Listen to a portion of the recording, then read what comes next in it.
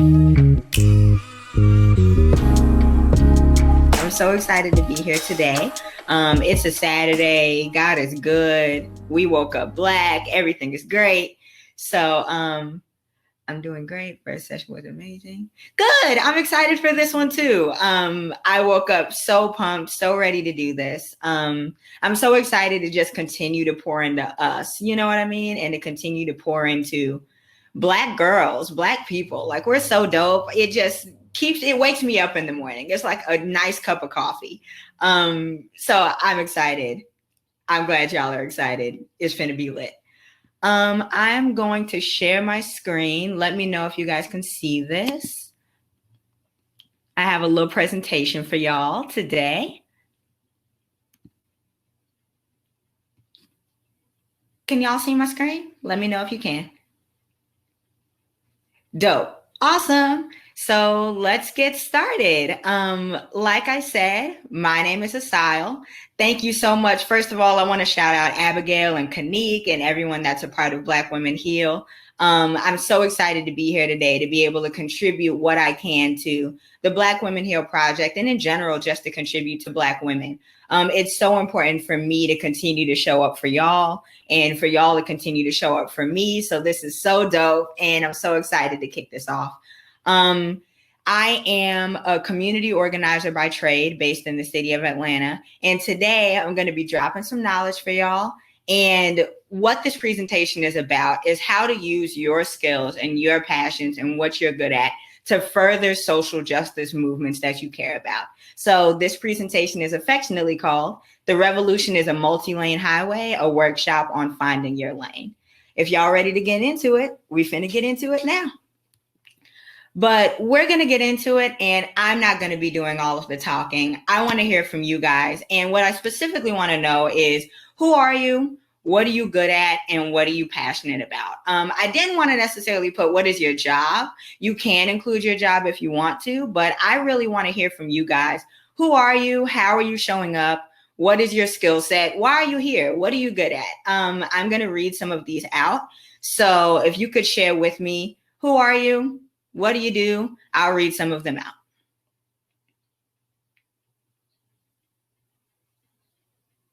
Thank you. I'm glowing. I appreciate it. Bring these chats in. Bring these skills in. I know y'all are here.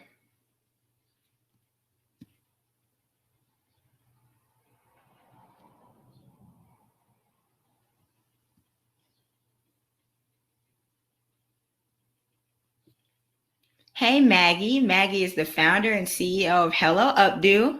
Dope. I've been following y'all for a minute. Congratulations. Hey, Kiana.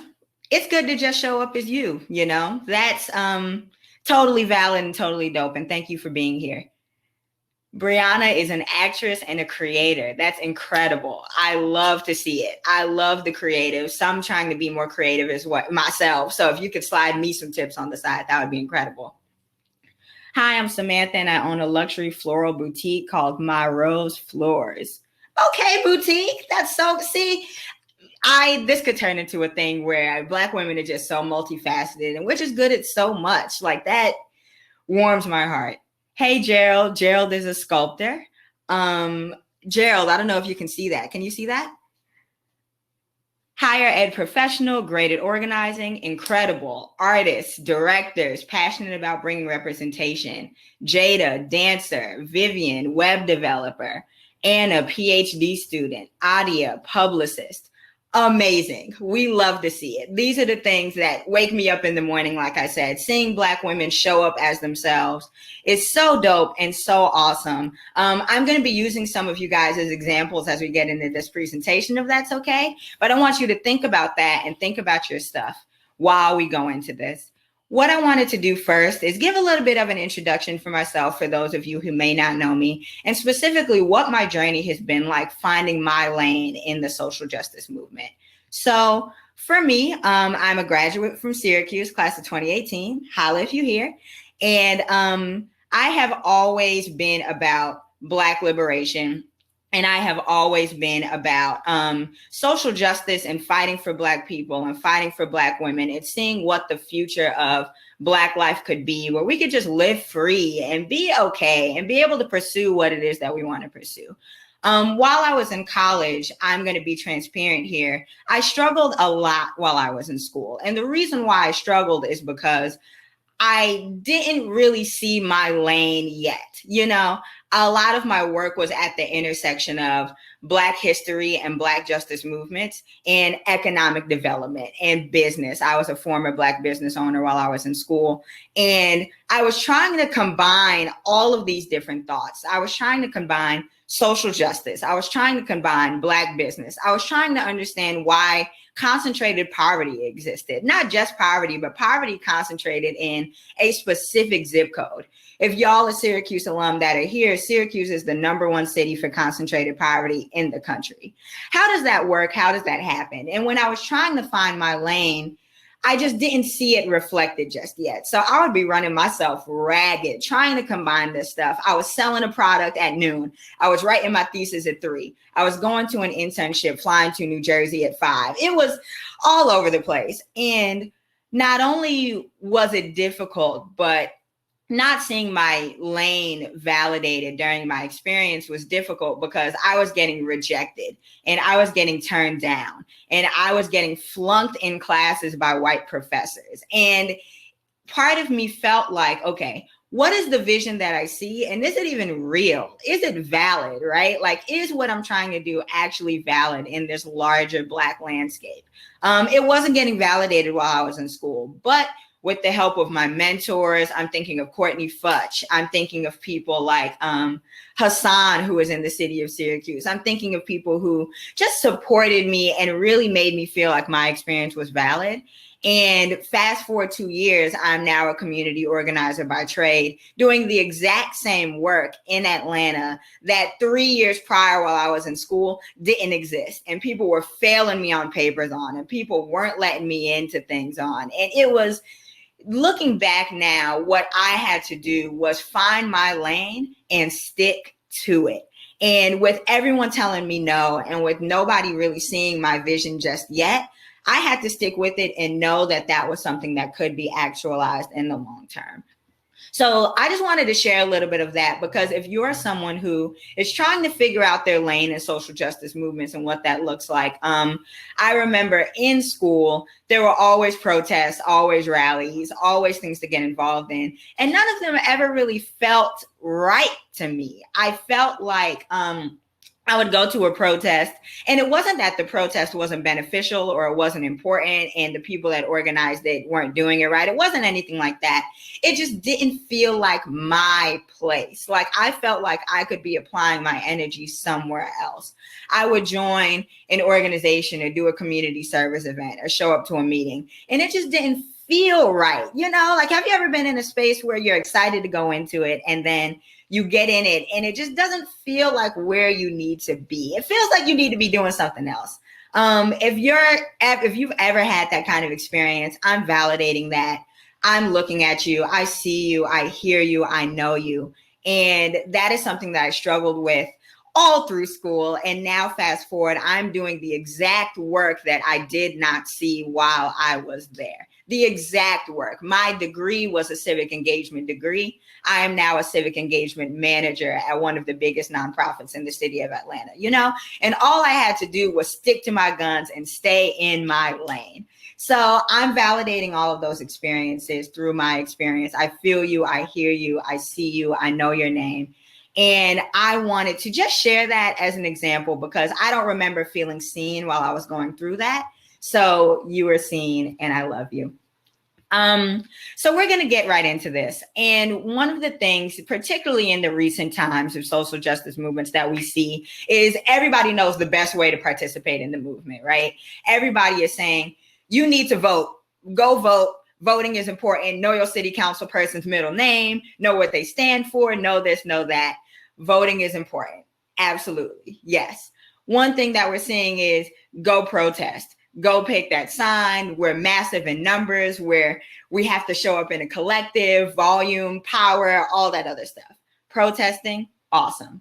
People are saying donate, support local organizations, support nonprofits, support people doing the work. Also valid. All of these things are super valid ways to get involved in social justice movements that you're passionate about. I'm not even just talking about with defunding the police. I'm talking about in general. If you're interested in any social issue, these are three awesome ways to be involved in it. What I will say, though, if we get back to the title of what this workshop is, the revolution is what? A multi-lane highway. Voting, protesting, donating are 3 lanes. The highway that I'm thinking about in my mind for the revolution is a 50-lane highway that spreads far and wide, and everyone has their own lane to be able to do this in the right way. One of the things that's important for me to note is that this is not a one-off event. The movement is not going to be something that ends at the end of this election year. It's not going to end when it's not trendy on Instagram anymore. We're not able to make memes about it anymore. It's not something that is going to die when the protests die. This is something that we're fighting for collectively that is year round, around the clock. 365 days out of the year if we let it. And the fight for Black liberation and social justice continues. So the main takeaway, if you don't get anything else from this presentation today, is that you have all of the tools that you already need as Black women to advance the movement forward with the skills that you're already good at. The glory is in you, and activism doesn't have to look one way. I think that we conflate activism with people with political science degrees and people that are in the White House or people that are on the front lines at the protest. And if you've been feeling like that's not necessarily you, or there's a discomfort there, as Black women, know that that's okay, right? It goes without saying that we are fighting the revolution every day in our daily lives when we're walking down the street, right? So activism doesn't have to look one way. And what I want you to take away, if nothing else, is that your skills, talents, and passions can further the movement. And in this workshop, I'm going to teach you how. One thing that I do want to talk about that's a little bit of a hot button issue is, for me, when I'm talking about the movement and when I'm talking about social justice, I am thinking about uplifting all Black people. And this is a collective movement, and this is about partnership, and this is about unity. I think that as young people in particular, it is very easy to get caught up in climbing up the ladder to get to where you want to go with your personal goals, you know, and rightly so. That's how capitalism is set up. We're 2 minutes late to the email every time. Something that I think gets confused, though, when we see the influencers in the social activism space is it's about them, right? It's, I showed up at this protest today. I'm fighting for Black life. You're not fighting for Black life. You're doing it wrong. I'm doing it right. I think there's a stigma behind what social justice movement should look like. And for me, it's very important to note that Black liberation and social justice is about the collective. It's not about that resume builder. I know that there were scenarios in school when it was like, okay, I need to get involved in that community service thing because that's going to get me hyped. That's going to make me look good so I can go do X. That's not what this is about. If that's what you're looking for in this workshop, this is not the workshop for you. What we're talking about is fighting towards a collective goal, whatever that goal is, right? It doesn't even have to be about defunding the police, as I mentioned. But one of the things that I think that we've been brainwashed with is centering ourselves in a lot of these conversations around Black liberation. And while you absolutely deserve to be a beneficiary of it, and although you can absolutely contribute to it, the movement is about the collective. The movement is not about that Instagram flex. That movement is not about your resume. And that's something that I want you to evaluate and think about when you're looking to be more involved in social justice movements, whatever that looks like for you. So I had to get on that soapbox real quick because I think that that's really important. And that's something that I had to learn the hard way in my work. It happens, you know. I think that as young people, we're trying to solidify ourselves as thought leaders and as people that should be listened to and should be heard. I just wanted to put that little 2 cents in there before I get started. If you know me, it is not an Asile Patin presentation without some history on a Black woman. So I'm going to give you all a little history lesson. I also have a Black Studies degree. So I'm going to talk to you today, if you don't know about this woman, Her name is Georgia Gilmore. Say it with me while you're in your houses. Georgia Gilmore. And one of the most fascinating things about this story to me is when I heard about Georgia Gilmore a few weeks ago, I had never heard about her. Ain't that crazy? Like, there's so many powerful people in history that we've never heard of. And part of me feels like, yes, she was stifled in history, but part of me also feels like this is a prime example of someone who understood that the movement was not about them. The movement was about the collective. And through the movement that she was able to organize, it worked. So I'm going to get into it. Georgia Gilmore was born in 1920 in Montgomery, Alabama, and she was actually a midwife by trade, which is already dope, right? One of the things that's awesome about Georgia Gilmore is that she cooked. And if anybody has that big mama or that grandmama or that auntie that cooks, Georgia Gilmore was one of them in the South. You can only imagine how good her food was, right? We're talking pork chops and dumplings and greens and everything. Just great stuff, right?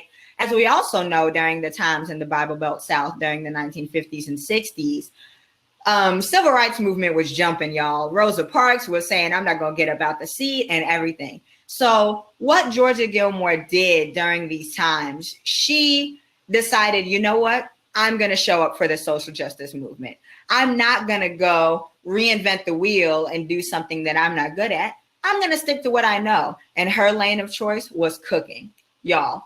The Montgomery bus boycotts lasted for 381 days. Let's think about that for a second in relation to the protests for George Floyd, Breonna Taylor, and everyone else right now. We've been protesting for a month and we tired, right? The Montgomery bus boycotts lasted for 381 days. That's summer, winter, fall, spring, going back around.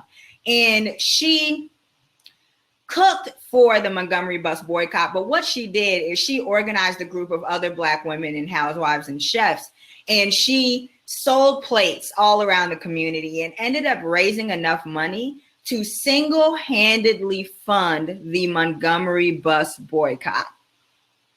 Do y'all hear that? Like, she wasn't like, I'm going to go out of my way, quit my job, do this and that. She stuck to what she was good at and funded the carpool extensive system when Black people were not able to ride the bus and said, I'm not going to ride the bus. And she sold plates to fund the Montgomery bus boycott. Do y'all hear that? That's not, I'm going to be me and I'm going to be on the front of the newspaper and I'm not going to do this and that. She used her skills to literally fund one of the biggest protest movements in history. Like, I have chills sitting here saying that. You know what I mean? It like brings me to tears. And over a year of strategy sessions in the Montgomery bus boycott. Listen to how intricate that is, right? It wasn't just, oh, let me call an Uber to work. This is carpools and systems and this. And she funded the movement through what she was good at, which is cooking. I wanted to set the tone. This is why I'm always drawn on Black women in history, right? Because when we think that we can't do it and when we think that it's difficult, she already understood the tools that she had and ended up using that movement to start a business called the Club from Nowhere. And she actually grew to be 70 years old. And she was featured in the Eyes on the Prize documentary, which we know showcases a lot of civil rights movements in history. And she died cooking for the anniversary of the Eyes on the Prize documentary.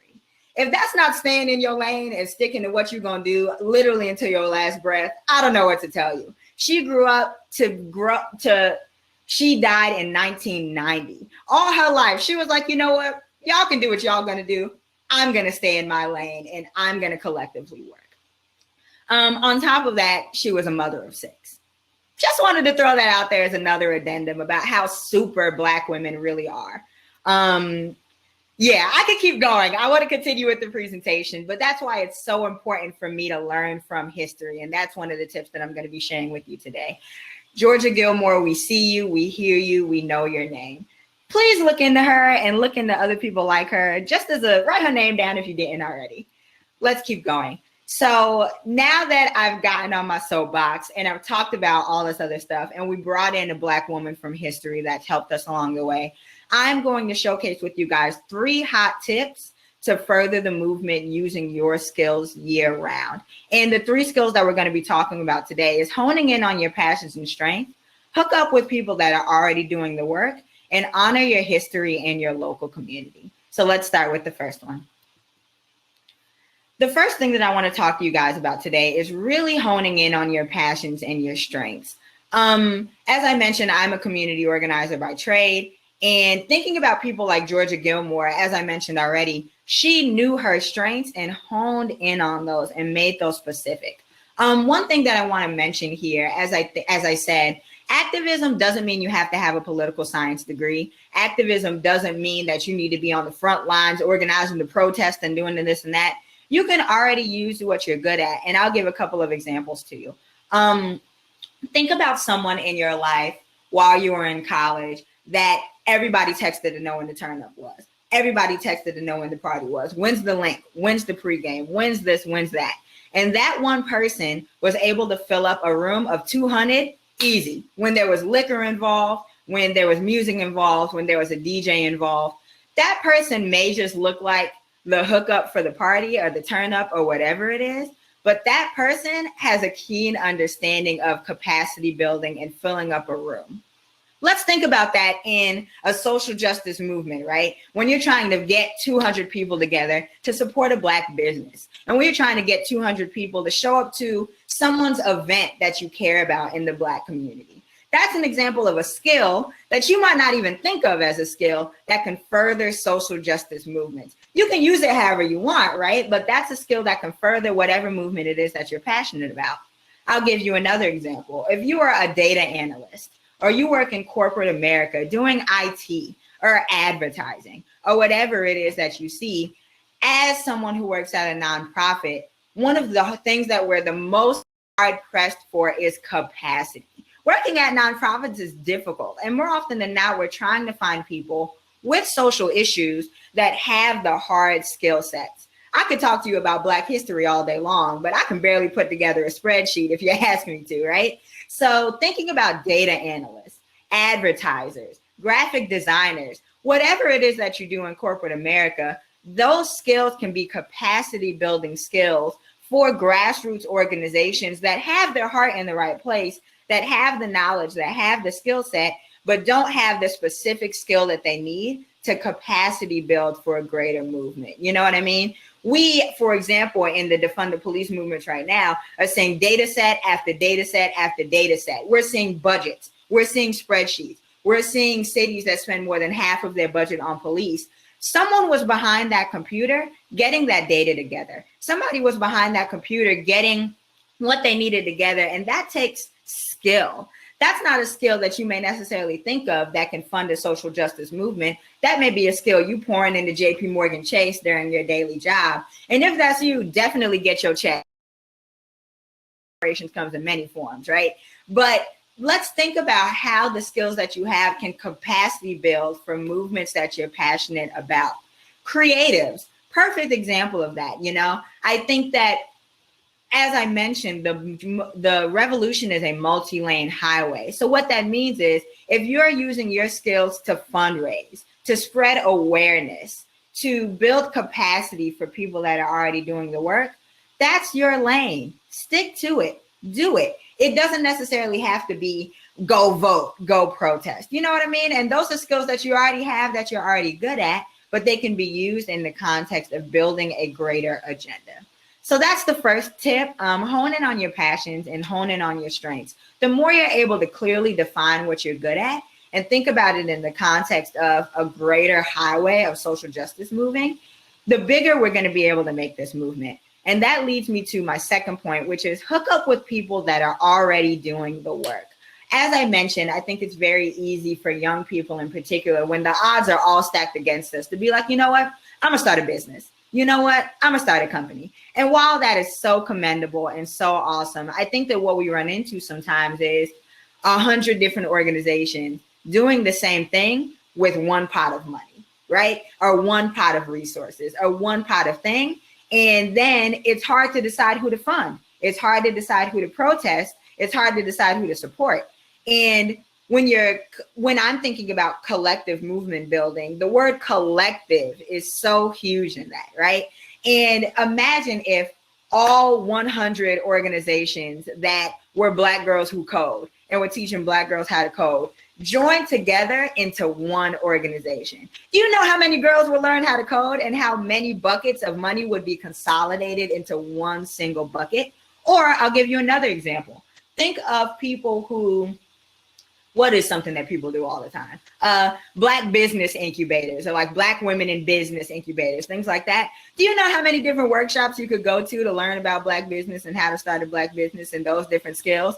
Imagine if all of those organizations and all of those thought leaders got together in one organization, right? Think about the millions of dollars that would be put together in that collective brain power of all them people sitting in that room. Instead of one person over here doing Black business, one person over here doing Black women in business, one person over here doing Black women in business and entrepreneurship. You know what I mean? Like, it's the same thing, right? And the more we're able to collectively unify, and the more we're able to get together and work towards a common agenda, remember what I said about the movement being a collective, the faster the movement is going to go. So if you're a person that's looking to get plugged in, don't reinvent the wheel, right? I understand this goes back to my resume building bit. Having founder and owner on that resume is popping. I feel you. I was a former founder and owner of Asile's Upgrade Hair and Body Butter myself. But the thing is, the more you collectively work towards a movement, the better it will be. So if you're someone that's looking to get involved, and if you're someone that's looking to plug in, don't start your own thing. And what I will say as a caveat to that real quick is, I'm not saying that the people that are already doing the work are doing it perfectly, right? I think that that's a lot of the motivators sometimes for starting your own thing. They're not doing it right. So I'm gonna go do it myself over here. We got to stop thinking like that, right? The movement should be, they're not doing it right. Let me join them and help them make it better so we can get this common goal of defunding the police right. You know what I mean? Because the more we separate, the more we split off, that's what they want. And then if there's one funder there and they're looking at 100 Black girls who code, only one person is going to get $500 versus $50,000 going towards the collective. So I would look into organizations, groups, things that you're interested in, and figure out how you can join those groups and help them make it better instead of just starting your own thing for the sake of starting your own thing. You know what I mean? So that's the second skill. Capacity building is crucial, and hook up with people that are already doing the work. The third point that I want to make sure that I talk about is to honor your history and get plugged in with your local community. I actually have a Sankofa tattoo. And if you're not familiar with the term Sankofa, it's a West African Adinkra symbol that translates to look back to go forward.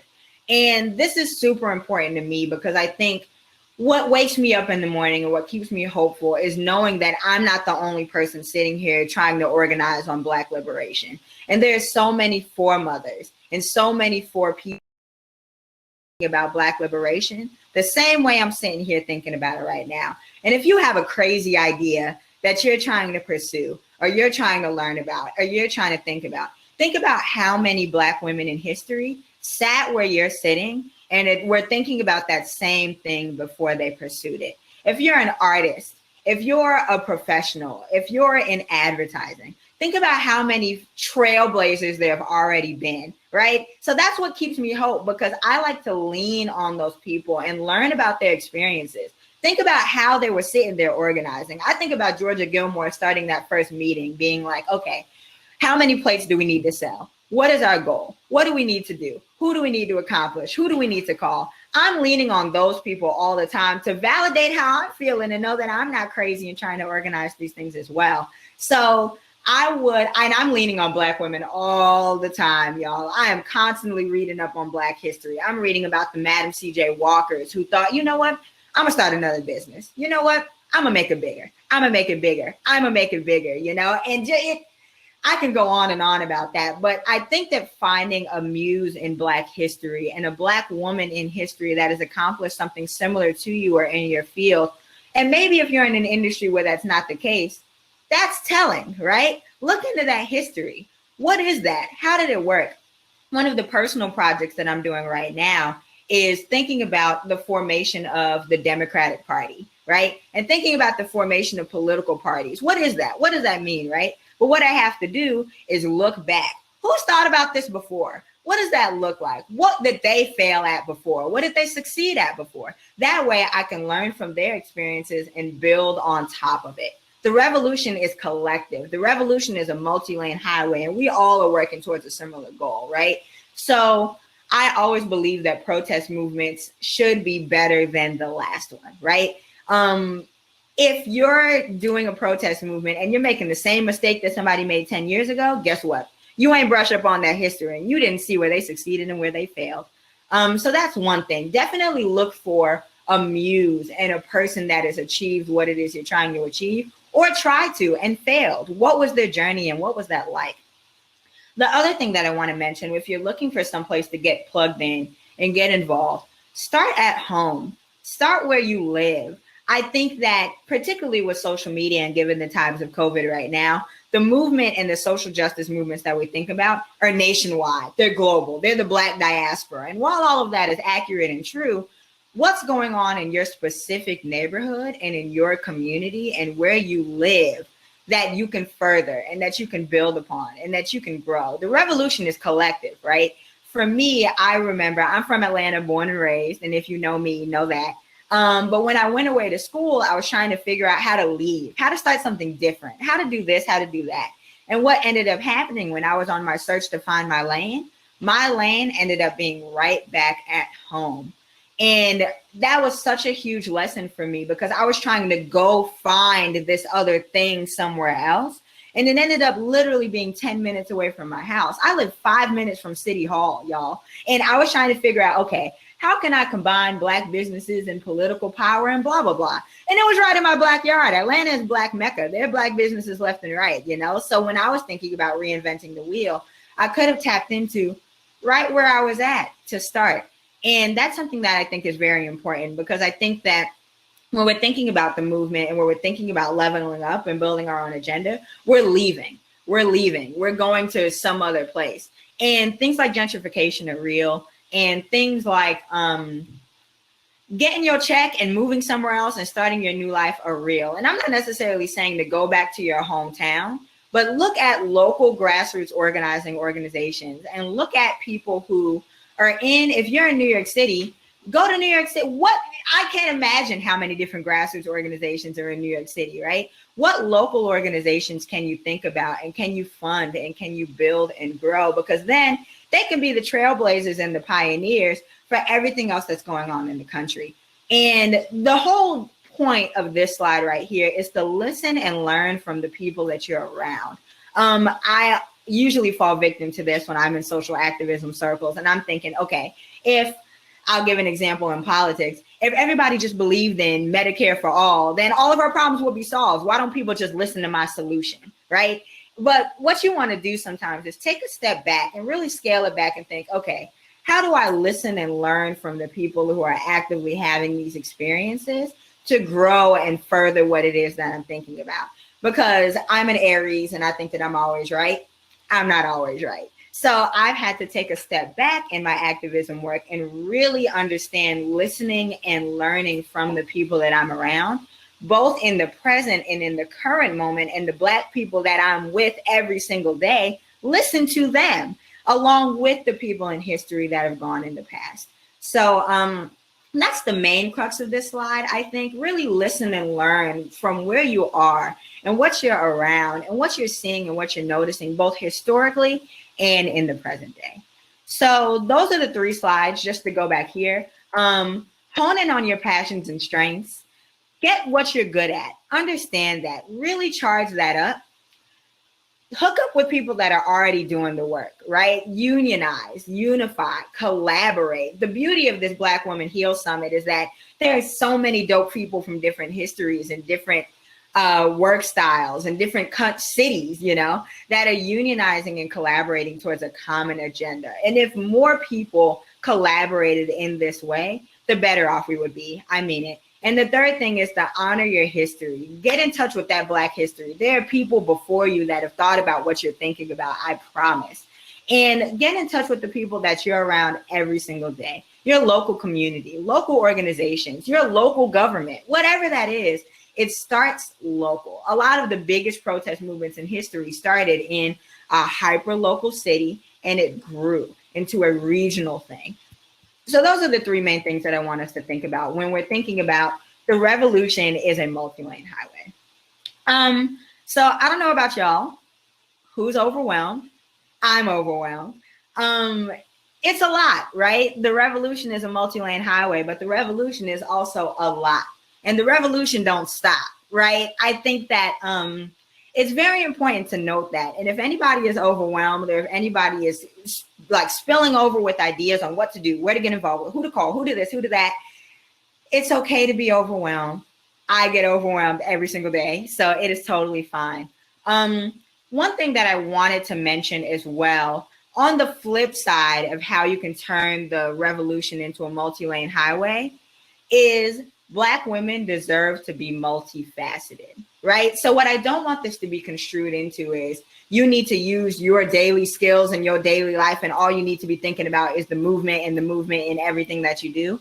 That's not necessarily what I'm saying. If you have a hobby or if you have an outlet that is yours and that is a personal outlet, please use that as your personal outlet, right? What the purpose of this workshop is to expand your horizons on what social activism and social justice can be. But I also want to note, and I think the crux of Black women here in general is we deserve to take a break too, right? And we deserve to take a step back for a second. And we deserve to feel joy. And we deserve to feel a life of ease. And while the reason why I put this slide in here is this is something that I struggle with pretty often, to be transparent with y'all. I wake up in the morning thinking about Black liberation. I go to sleep thinking about Black liberation. And it's very difficult for me sometimes to find a break for a second. And what I've had to do is figure out how I can do more stuff just for fun. I know that sounds weird, and that sounds like something that's kind of intuitive, but it's really important for me to just do stuff for fun sometimes as well. So I'll share with you guys a couple of examples of what I'm trying to do to balance my Black Panther Party, Black Lives Matter movement mindset. I do yoga. I am an emerging yogi. My close friends know that I'm getting better at doing a headstand, and that's a really big deal for me, so watch out. I also love wine. I am a wine drinker. I love the different types. I love the flavors. I could go on and on, right? But these things, don't feel guilty for that, right? I think that for me, that's something that I struggled with. And there was to a point where in every space I went, I was thinking about Black liberation. I would go to a yoga studio and say it was a whole bunch of white girls. And I'd be like, man, this is the prime example of gentrification. And this is why we need to own our own and do this and do that. Totally valid, right? I hear you. And that's how my mind is working all the time. But what I had to do was step back from that, even if it was for an hour yoga session, y'all, Jesus Christ, and be like, you know what? I am investing in myself. And that is a form of liberation too. And all I have to do is exist to be revolutionary. So while I do pursue social activism by trade, and while that is my job, and while that is something that is important and that more Black people should be thinking about, that does not have to be your day in and day out job, y'all. This is something that you don't have to pursue until you're old and dead. Like I always think about, I talk to my therapist about this all the time.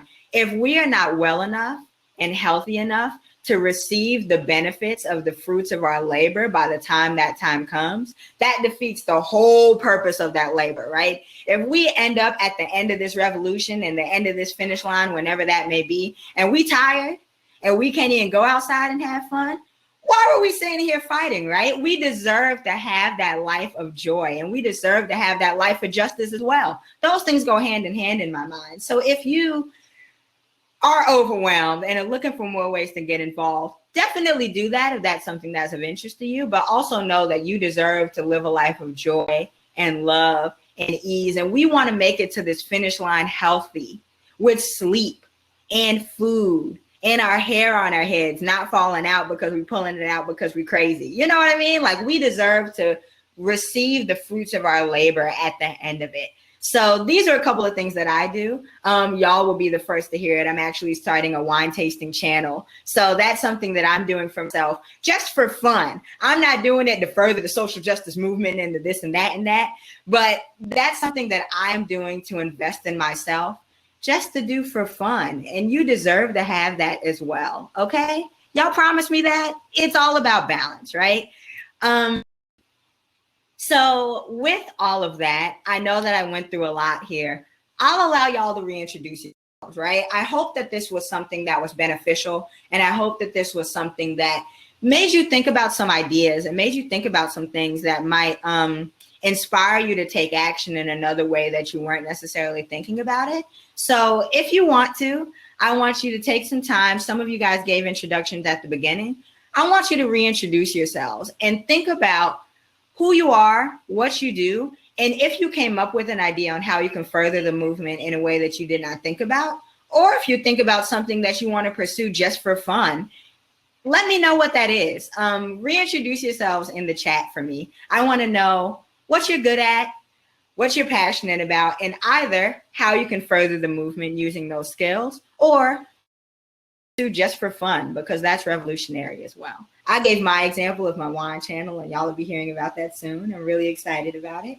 But if you guys have any ideas, let me know. And I'm going to read some of these comments while y'all were talking. Yes, y'all will get the plug. There's going to be so excited, y'all.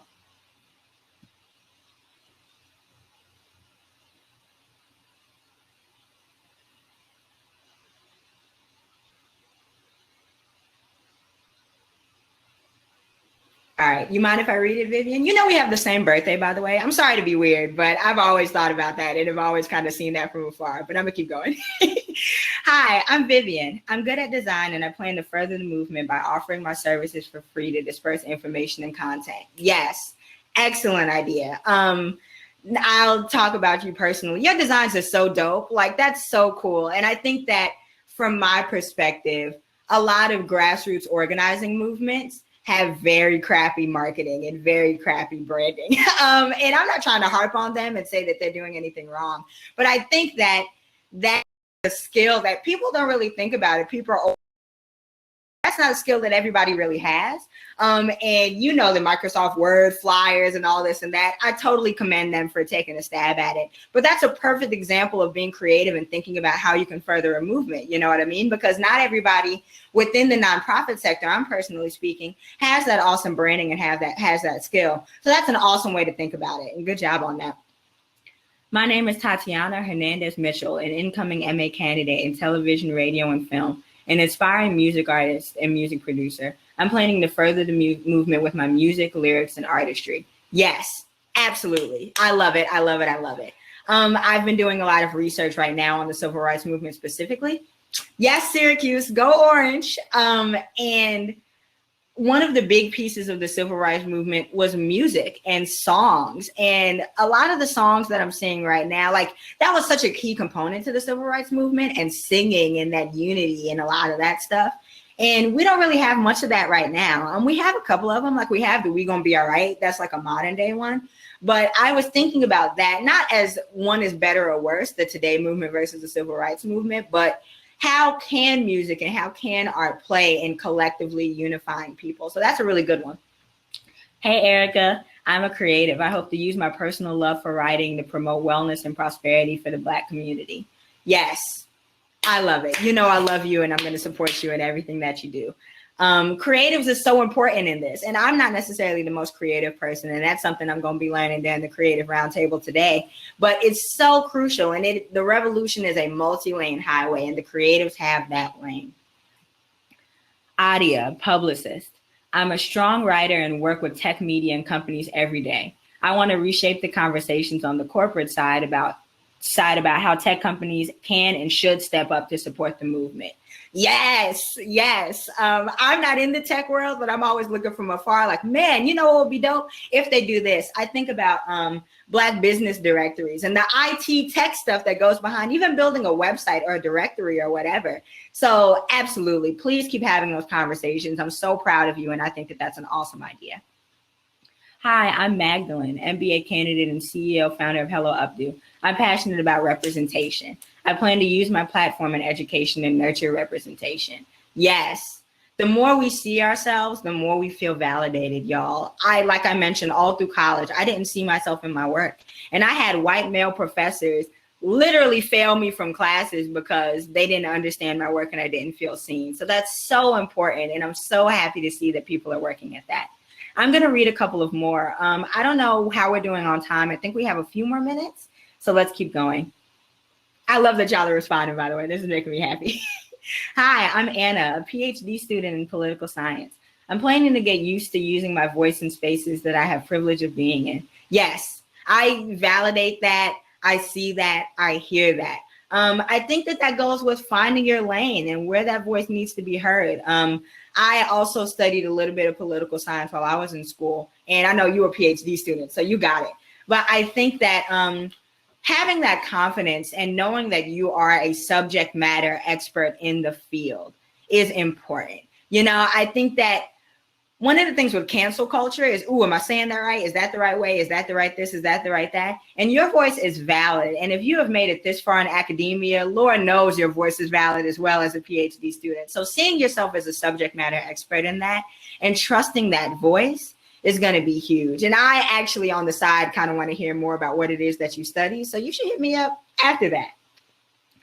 Hi, I'm Tori. I'm a licensed mental health counselor with the heart of an activist. I want to heal my community through free workshops and therapy sessions and group work on healing Black trauma and promoting wellness.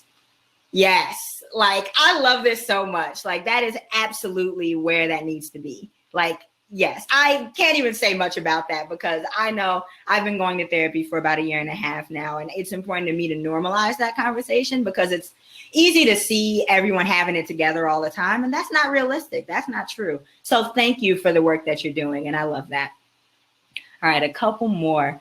Hi, my friends. I started a podcast, Almost Sophisticated, to help other young Black women know we don't have to have it all. I was just saying that. Yes, we don't have to have it all together and sharing our journeys as we figure life out. Yes, yes, yes, yes. We're all young, you know. I talk about this all the time with my friends. We have all of life to live and learn. Like I'm 24 years old. I'm not supposed to have everything in my whole life figured out at 24. And if you think about it, there's 60, 70-year-olds that we know that don't have everything figured out.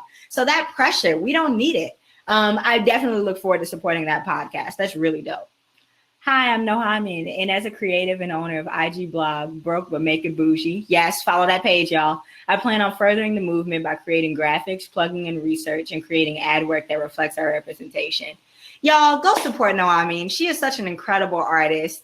She designed the logo for my former business, Asile's Upgrade, and she is just such a visionary in this field. And Broke But Make It Bougie is also really, really dope as a blog and as an Instagram page. So definitely keep doing the work you're doing. That goes without saying, but go support her, go support her, go support her.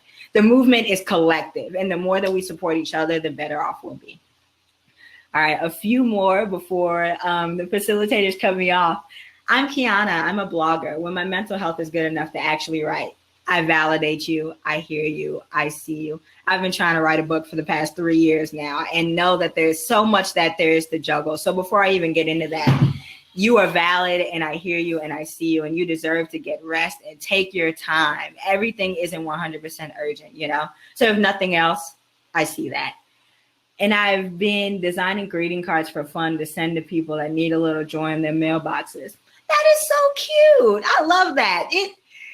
This really does just warm my heart. You know, I think that there's so many creative ways that creatives and people in particular can use to further the movement. And greeting cards isn't an initial way that you think about, right? But as a social activist, you know, a lot of our work ain't fun and a lot of our work is hard. So those little pick-me-ups are huge and you wouldn't even think about it in that way initially, you know?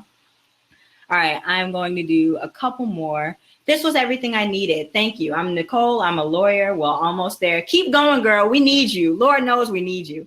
And I love to write. I love to advance the movement through writing. And writing is a form of joy. I've been working on personal written projects too. Yes. Yes. Hey, my name is Bianca. I'm an author, poet, nonprofit professional who seeks to help women heal from trauma and release their fears. I've been writing more poetry and starting to share on YouTube. Yes. Keep going, and also do more things just for fun. Like, I think that that's the main point here. All right, last, a couple more. Oh, they keep rolling in. I don't know if we have enough time.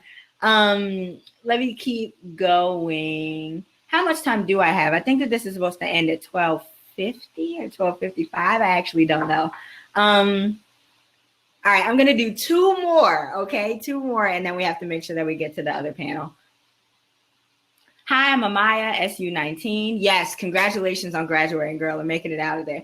My skill set is in fashion design, but I've been growing within spirituality and planning on sharing my tarot and knowledge to help bring some love and light. Sidebar, I'm trying to learn tarot and more spirituality stuff. So if you could hit me up on the side, that'd be great because I need help deciding what my first deck should be. So that's a sidebar. Anyway, we'll get into it. Also, I want to join a design residency where I can receive funding to create satirical fashions that reflect today's nature. I love it. I grew up, my only proximity to fashion design is Project Runway, and that's a Raven. But I love it. And I think that I know a lot of what I'm talking about from afar with Heidi Klum and Tim Gunn and everything. Keep doing what you're doing. All right, last one. I'm going to read Jada's. Jada, I'm passionate about Black women and as being simultaneously unbothered and extra as possible, sitting in their confidence and being their true selves. Passionate about dance and Black women. Keep going. We need you. We need you. And you are so talented. And you know that I'm here to support you in anything that you need. And we deserve to be unbothered and we deserve to be extra. My partner set up a 5 light kit around me because I'm extra. Why not? Y'all see this pink light right here? Why not? Do it. We deserve it, you know? Thank y'all so much for being here with me today. I hope that this was beneficial to you. Follow me on Instagram if you would like. That's my only social media handle. I'm not on Twitter. I don't like Twitter. But thank you so much for being here today. I love y'all. I see y'all. I hear y'all. If you need anything from me, please don't hesitate to reach out. I want to support all of you and all of the work that you're doing. And if I said hit me up on the side, hit me up on the side. I actually do want to hear about the PhD candidate in political science. I want to know about them tarot cards. Everything that you need, just let me know. Thank y'all so much for being here. And I look forward to seeing y'all in the next session. I'm going to be at that creative roundtable for sure. And I'm going to be at that manifestation session at the end. Thank y'all. I love y'all. I see y'all. I value you. You are incredible. You are amazing. You woke up today Black and you deserve all of the love, joy, and success in the world. Thank y'all so much for being here. I'll see y'all next time.